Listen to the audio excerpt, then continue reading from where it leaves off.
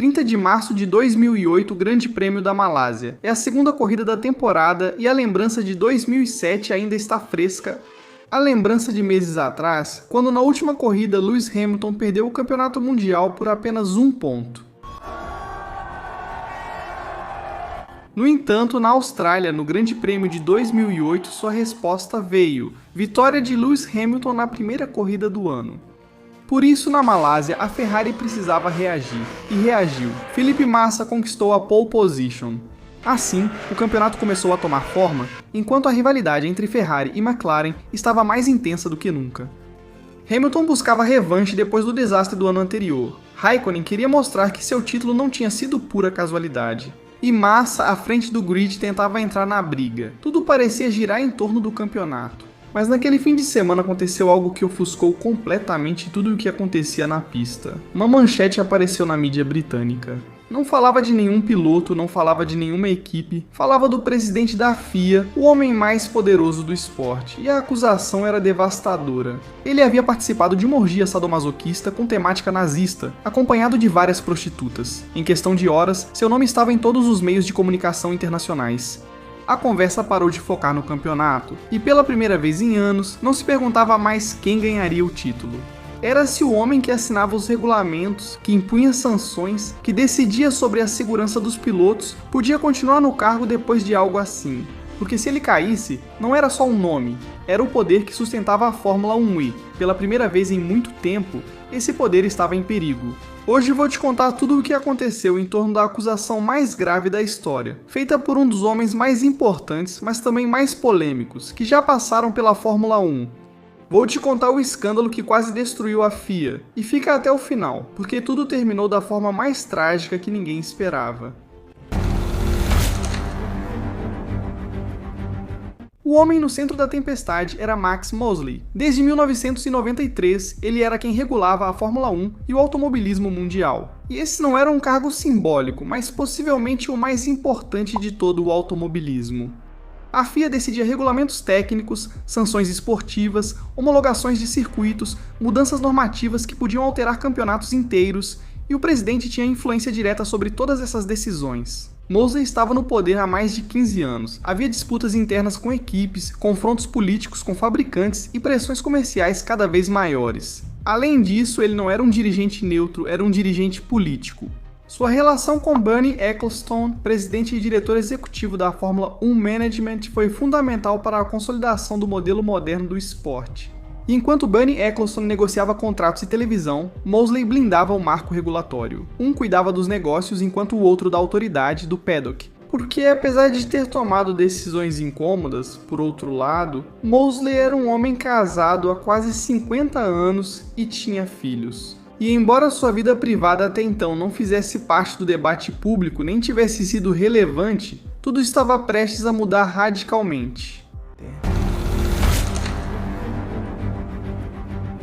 Em 30 de março de 2008, o tabloide britânico News of the World publicou uma história que explodiu não só a Fórmula 1, mas o mundo inteiro. A publicação incluiu um vídeo gravado secretamente, e nele, Max Mosley participava de uma sessão sexual com 5 prostitutas que o agrediam, física e verbalmente, em alemão. Isso já era suficiente para criar um escândalo, mas o jornal decidiu ir além. A manchete não falava apenas de sexo ou de uma orgia. Falava do filho de um líder fascista envolvido em sadomasoquismo com temática nazista. Mais do que isso, a acusação era explícita. O encontro tinha temática nazista. Para piorar a situação, Mosley era um homem casado e com filhos. E levando em conta o que significava o sobrenome Mosley, a notícia explodiu. Mas para entender a gravidade do assunto, é preciso um pouco de contexto. Seu pai, Oswald Mosley, liderou a União Britânica de Fascistas nos anos 30. Mas não só isso, a mãe de Max, Diana Mitford, era amiga íntima de Adolf. Oswald e Diana se casaram em Berlim em segredo. Eles já eram casados, ele com a filha de um lorde e ela com o magnata da cerveja, quando se conheceram e iniciaram um caso que levou à morte da esposa de Oswald e ao divórcio de Diana. Assim, o relacionamento continuou e culminou em um casamento secreto para evitar o escândalo. Nela, Adolf Hitler acabou sendo o convidado principal da cerimônia que foi realizada no apartamento do ministro da propaganda nazista, Joseph Goebbels. Anos depois, Oswald e Diana foram presos por ordem de Winston Churchill devido às suas simpatias com o regime nazista durante a Segunda Guerra Mundial. E foi lá dentro da prisão que nasceu o segundo filho do casal, Max Mosley. E com essa história familiar, o News of the World não demorou a conectar o passado dos Mosley com o presente: sexo, nazismo e poder institucional.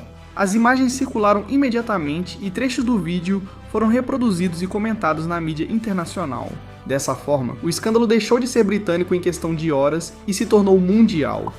Além disso, dentro do paddock, o desconforto era evidente. Por um lado, algumas federações nacionais pediram explicações públicas. Por outro lado, figuras do automobilismo como Niki Lauda, Joey Scheckter e Jackie Stewart pediram publicamente a renúncia irrevogável de Mosley. E em meio a todo o caos, a própria FIA convocou uma votação extraordinária para decidir se seu presidente deveria deixar o cargo. Pela primeira vez desde que assumiu em 1994, a continuidade de Max Mosley não dependia apenas de sua autoridade, dependia de uma votação e de se o esporte estava disposto a sustentá-lo. Além disso, ao mesmo tempo, estava prestes a começar um dos julgamentos mais midiáticos e polêmicos da história do esporte. Mas antes, e se você está gostando deste vídeo, inscreva-se.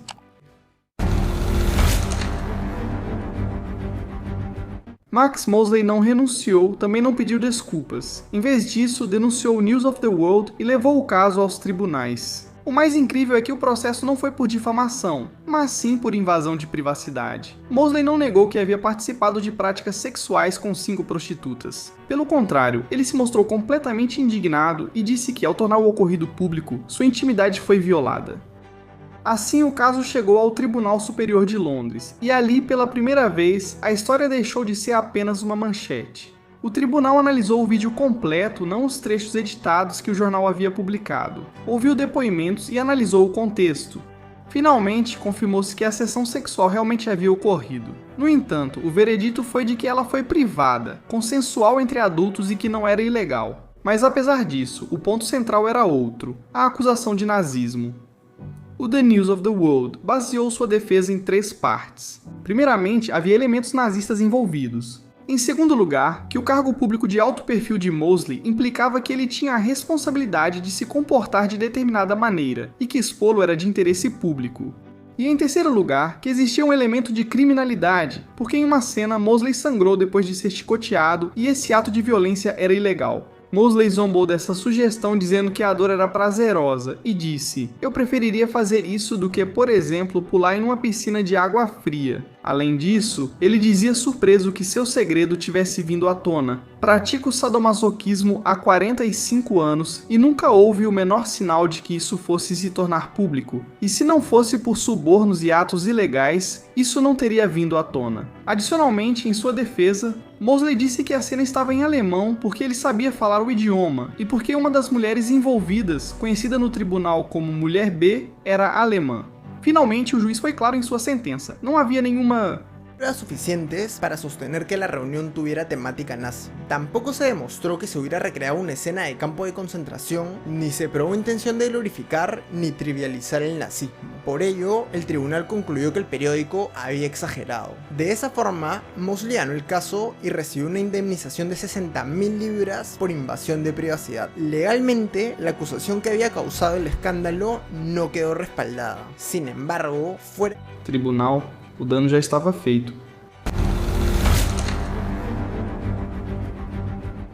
Legalmente, Mosley venceu, mas a verdadeira prova não estava no tribunal, estava dentro da FIA. Antes mesmo de que o julgamento fosse resolvido, a entidade convocou uma votação extraordinária para decidir se ele deveria continuar como presidente, e para surpresa de todos, o resultado foi contundente. 103 votos a favor de que permanecesse no cargo contra 55 contrários. Assim, Mosley sobreviveu, não foi destituído, não foi suspenso e não renunciou. Mas ele continuou como presidente da FIA até o final do seu mandato em 2009, ano que, incrivelmente, seria ainda pior para Mosley. Dessa forma, o escândalo não derrubou a instituição nem o presidente. E a temporada de 2008 seguiu seu curso. Os campeões foram decididos. E a Fórmula 1 não parou. No entanto, o episódio deixou uma marca, seu nome ficou inevitavelmente associado àquela acusação. E durante meses, o debate não girou apenas em torno de resultados ou regulamentos, girou em torno de uma conversa muito mais desconfortável para a FIA. Até onde vai a vida privada quando se ocupa o cargo mais alto do esporte? Para alguns, Mosley foi vítima de sensacionalismo. Para outros, um dirigente que cruzou uma linha que não deveria. De uma forma ou de outra, Max Mosley esteve na boca de todos durante 2008, mas infelizmente no ano seguinte continuariam falando dele, só que dessa vez por um assunto muito mais trágico. Mas antes, se você está gostando deste vídeo, inscreva-se. Depois de tudo o que havia vivido, Max Mosley só queria terminar seu último ano de mandato, 2009, da maneira mais tranquila possível. No entanto, a tragédia o alcançou. Em 6 de maio de 2009, seu filho, Alexander Mosley, foi encontrado morto por overdose em seu apartamento no bairro londrino de Notting Hill. Mas infelizmente, esse não foi o fim das tragédias para a família Mosley. Anos depois, em 23 de maio de 2021, Max Mosley faleceu aos 81 anos. Mas isso não foi o mais marcante. Posteriormente veio a público a informação de que ele havia tirado a própria vida.